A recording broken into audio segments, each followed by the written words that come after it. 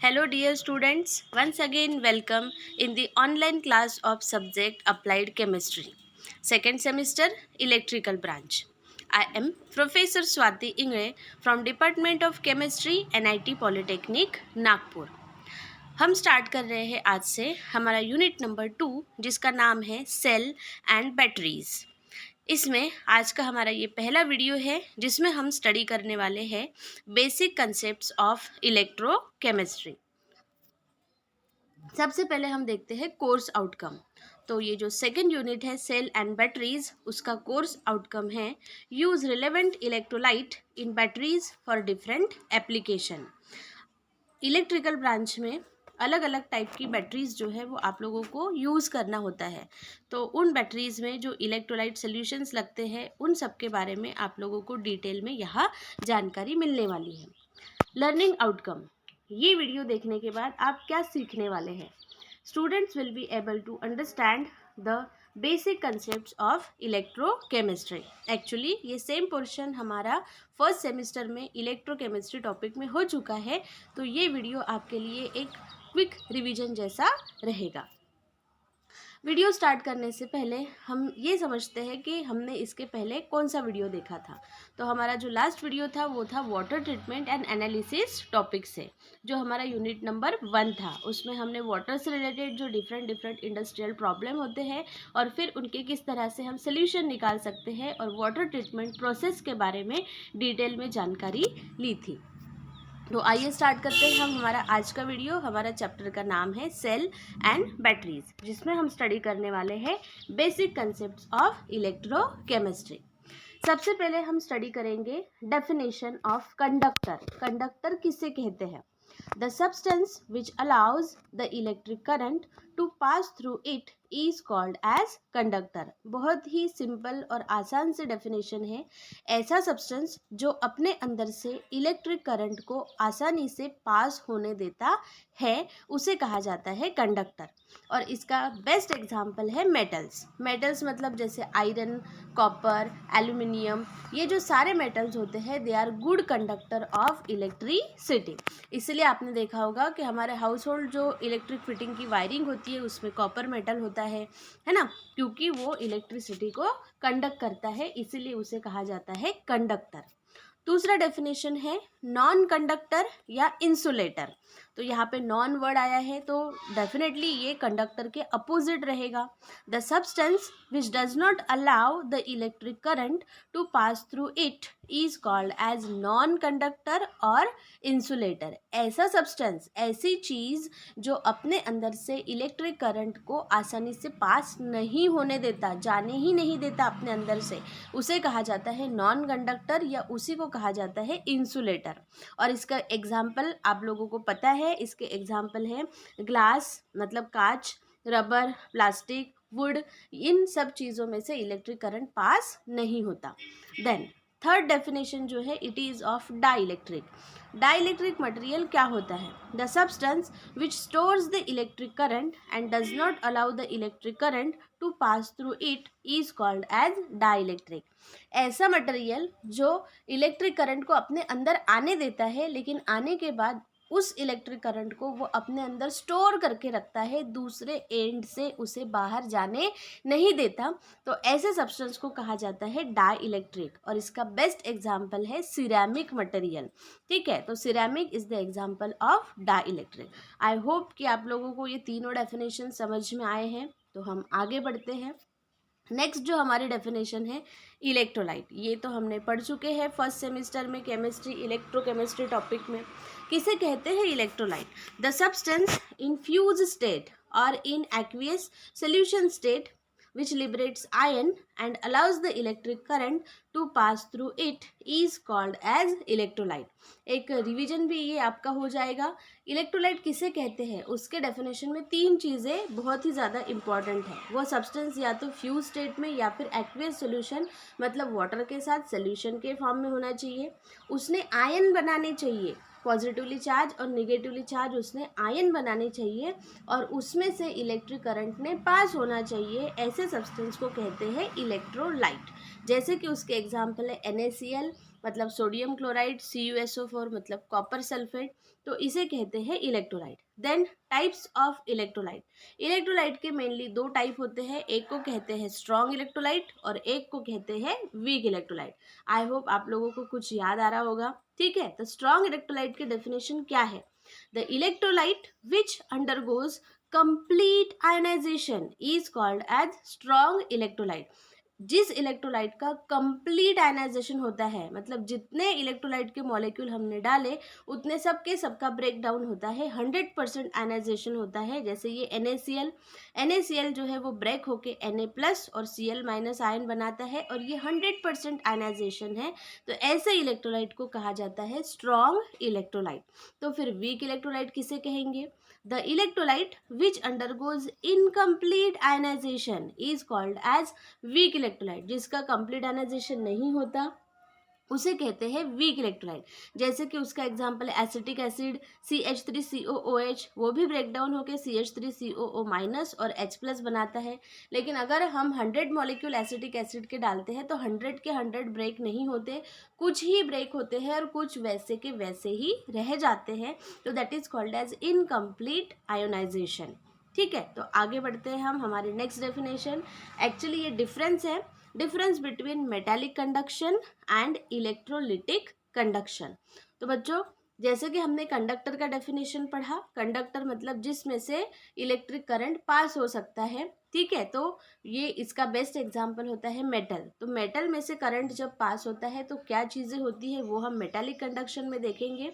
और electrolytic conduction में हमें देखना है कि इलेक्ट्रोलाइट के सोल्यूशन में से जब करंट पास होता है, जैसे NaCl का सोल्यूशन बनेगा NaCl सोल्यूशन, CuSO4 सोल्यूशन, तो सोल्यूशन में से जब करंट पास होता है तो कौन सी चीज़ें घटित होती है वो हम इस पॉइंट में देखेंगे। तो that is the difference between metallic conduction and electrolytic conduction. तो देखते हैं, सबसे पहला पॉइंट है in metallic conduction current flow through the conductor metal. Metallic conduction में करंट जो है वो कंडक्टर में से पास होता है, मतलब मेटालिक चीज़ों में से पास होता है। और इलेक्ट्रोलिटिक सोल्यूशन में क्या होता है? Current flow through the electrolytic solution. यहाँ पे जो भी करंट पास होता है वो सोल्यूशन के अंदर से करंट जो है वो पास होता है। Then in metallic conduction electrons are current carrier. Metallic conduction में जब मेटल के अंदर से करंट पास होता है तो पहले करंट पे एक इलेक्ट्रॉन के पास जाता है, वो इलेक्ट्रॉन उसको दूसरे इलेक्ट्रॉन की तरफ ट्रांसफर करता है, दूसरा इलेक्ट्रॉन तीसरे इलेक्ट्रॉन की तरफ ट्रांसफर करता है।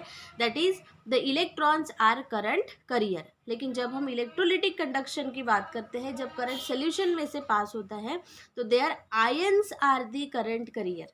आयंस जो बनते हैं, जैसे NaCl का ब्रेकडाउन होके Na+ बनेगा, Cl- बनेगा, CuSO4 का आयनाइजेशन होके Cu++ और SO4- बनेगा। तो ये जो Cu++ या SO4- है, दो they are the current carrier. Then metallic conduction में क्या होता है? No transfer of matter takes place. Metallic conduction में जैसे कि हमने एक मेटल की वायर लिया और उस वायर में से इलेक्ट्रिक करंट पास हो रहा है, तो कोई भी चीज़ अपने जगह से हिल नहीं रही है। जो वायर पहले जैसी थी बाद में भी वैसे ही रहेगी।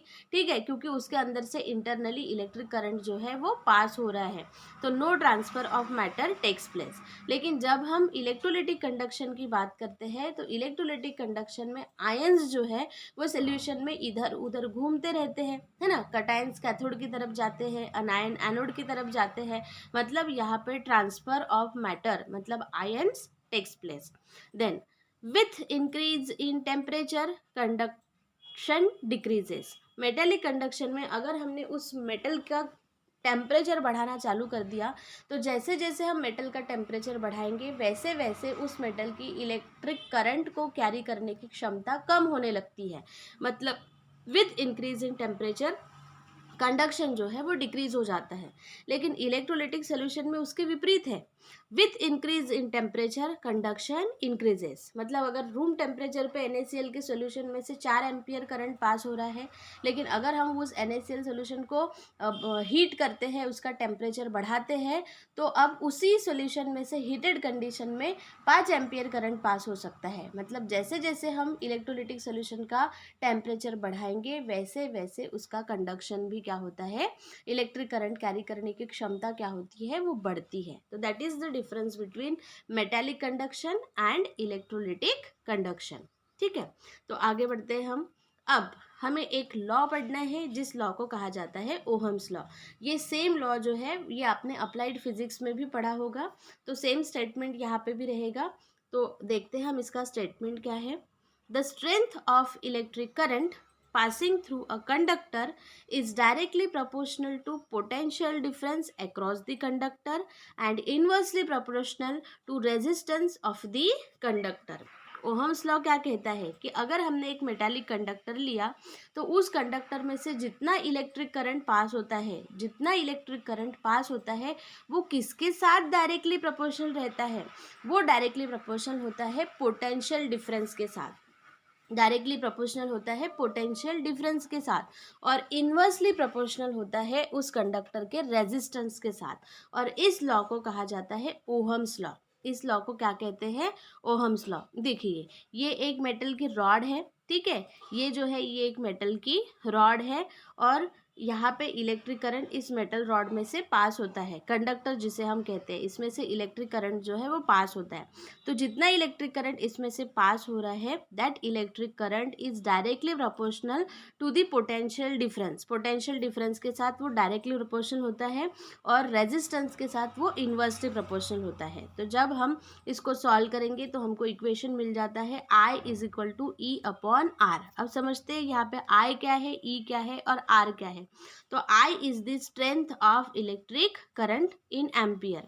I क्या है, strength of electric current in ampere. E क्या है, E is the potential difference in the volt. E क्या है, potential difference in the volt. और R क्या है, रेजिस्टेंस जिसका यूनिट रहेगा ओहम। रेजिस्टेंस जिसका यूनिट क्या रहेगा, ओहम। और इस लॉ को कहा जाता है Ohm's law. It is very very important. The strength of electric current passing through a conductor is directly proportional to potential difference across the conductor and inversely proportional to the resistance of the conductor. तो this law is called as Ohm's law। ठीक है, आगे बढ़ते हम।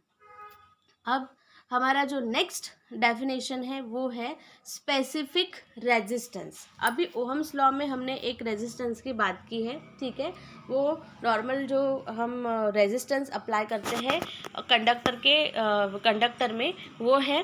लेकिन यहाँ पे हम जिस रेजिस्टेंस की बात कर रहे हैं उस रेजिस्टेंस को कहा जाता है स्पेसिफिक रेजिस्टेंस। उस रेजिस्टेंस को क्या कहते हैं, specific resistance. And this is denoted by letter rho. ये आप सिंबल यहाँ पे देख रहे हैं, ठीक है, ये P नहीं है, आप लोग समझेंगे कि ये P है, इट इज़ नॉट P। इसे कहा जाता है रो। जैसे कि आप लोगों को पता है अलग अलग सिंबल्स होते हैं, अल्फ़ा, बीटा, गैमा, वैसे ये जो सिंबल है इसको बोलते हैं रो, और इसको इस तरह से दर्शाया जाता है। ये P जैसा दिख रहा है लेकिन इट इज़ रो।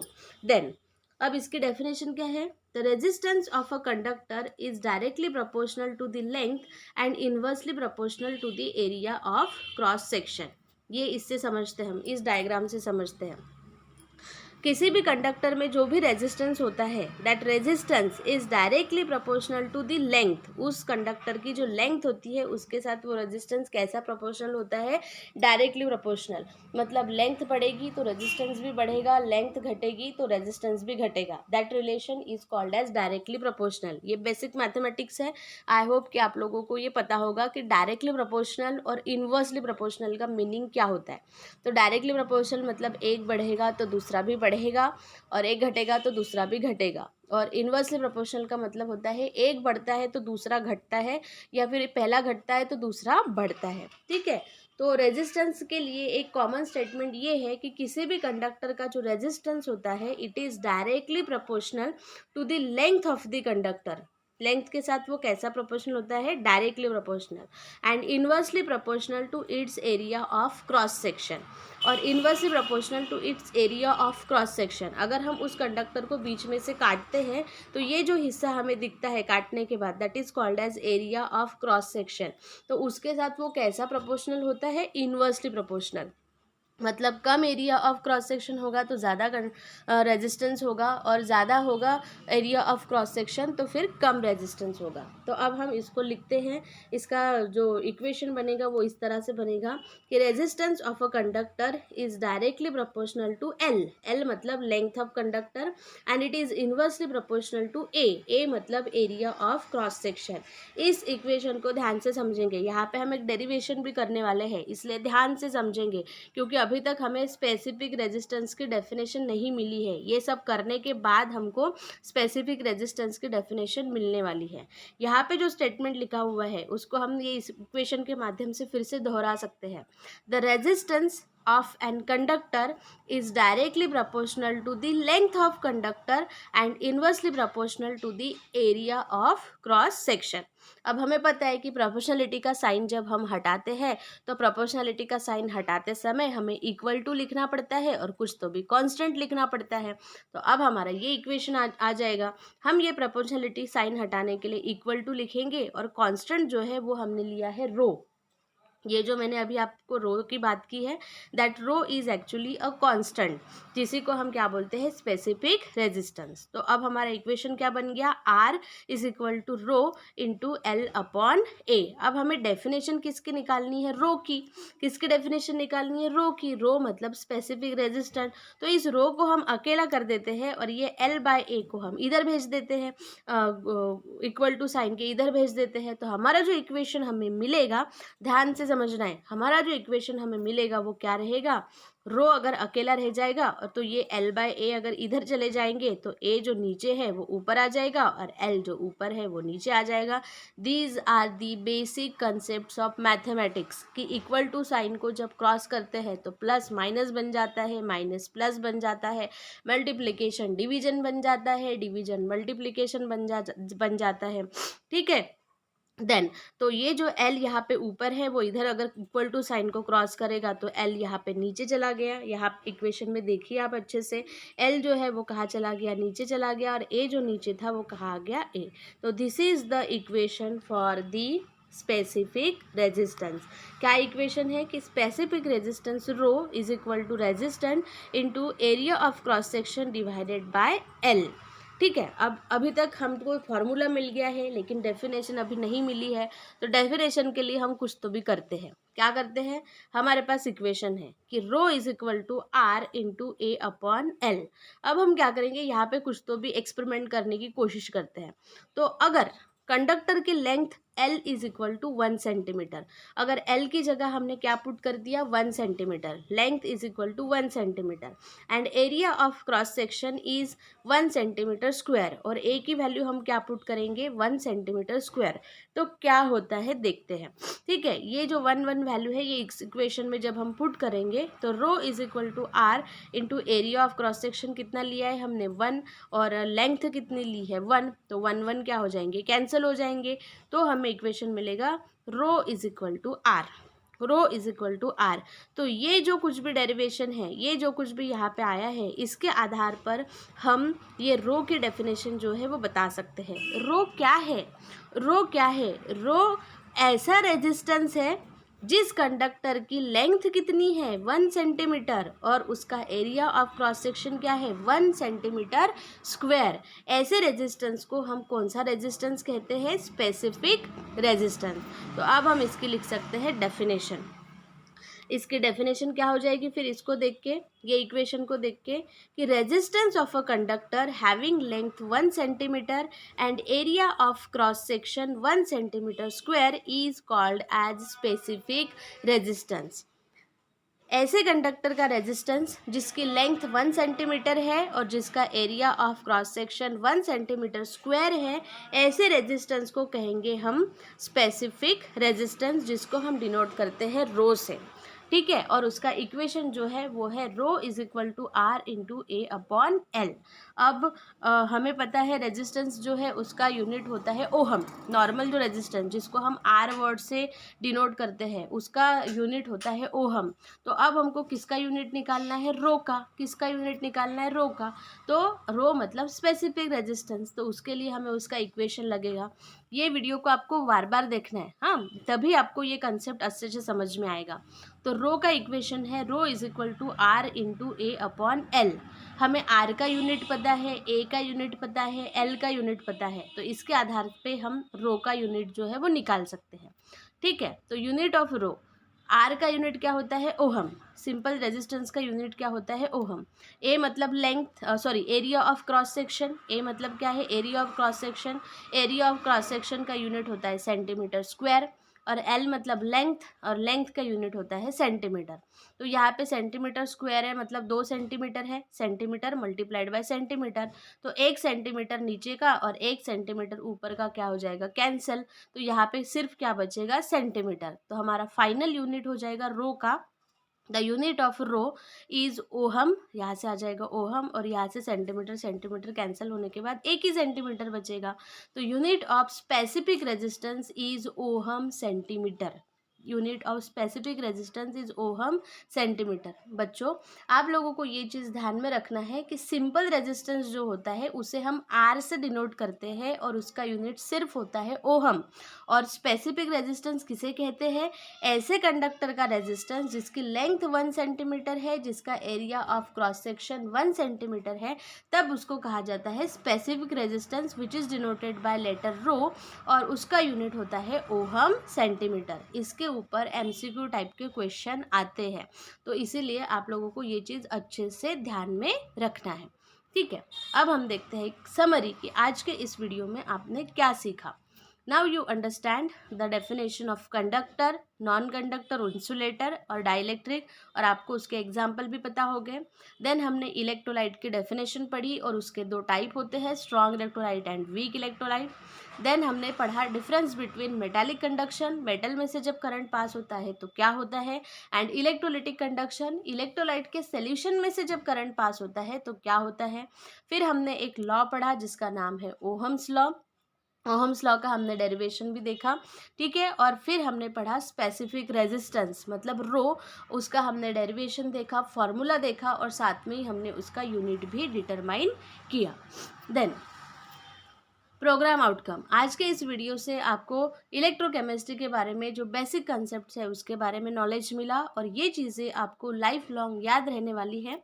और आज का हमारा असाइनमेंट जो हमने पढ़ा वही हमारा असाइनमेंट रहेगा। आपको लिखना है definition conductor, non conductor insulator, dielectric, electrolyte, metallic conduction और इलेक्ट्रोलिटिक कंडक्शन का डिफरेंस, ओहम्स लॉ और स्पेसिफिक रेजिस्टेंस। देन हमारा जो नेक्स्ट टॉपिक रहेगा वो रहेगा टाइप्स ऑफ कंडक्टेंस। अब हम नेक्स्ट वीडियो में किसके टाइप्स पढ़ने वाले हैं, कंडक्टेंस के टाइप्स पढ़ेंगे। So dear student, don't worry, be happy, keep learning, happy learning. Thank you very much.